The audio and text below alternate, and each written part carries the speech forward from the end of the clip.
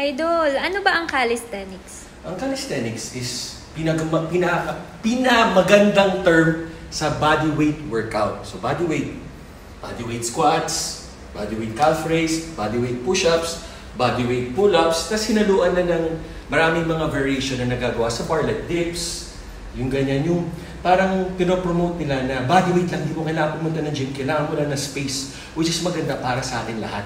Magsimula tayo ng bodyweight lang, kagaya ng kabataan natin, push-ups lang, bodyweight squats, basketball, sports, football, and then pag nagtagal na tayo, saka na tayo mag-add ng weights. Tapos ang mahalaga rin ay pasok dyan, hindi lang calisthenics, kahit saan pwede gawin, hold lang kayo, hold nyo to, 1 minute, 5 minutes, hold nyo to, position nyo to, try nyo.